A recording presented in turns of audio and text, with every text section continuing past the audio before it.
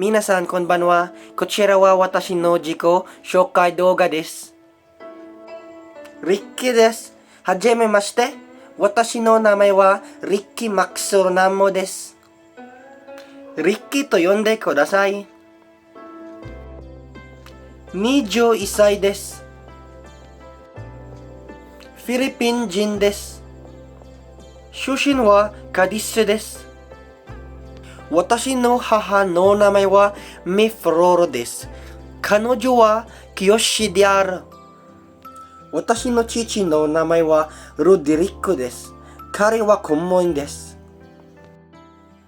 一人っ子です。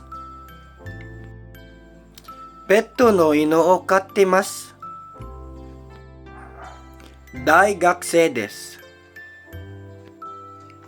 スイスン学の学士号を取得している学生です。このクースは私の第一選択です。趣味は映画を見ることです。好きな食べ物はフライドチキンです。好きな飲み物は水です。私の好きなアニメは進撃の巨人です。好きな色は緑です。自転車に乗るのが好きです。いつかフランスなどいろんな国に旅行に行きたいです。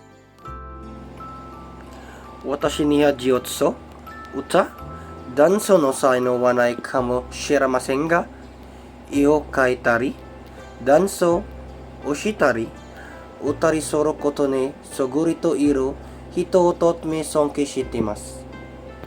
サイエンスフィクションの物語が好きです。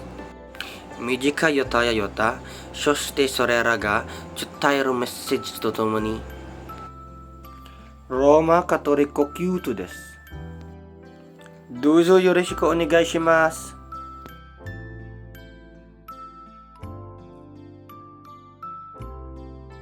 ご清聴ありがとうございました。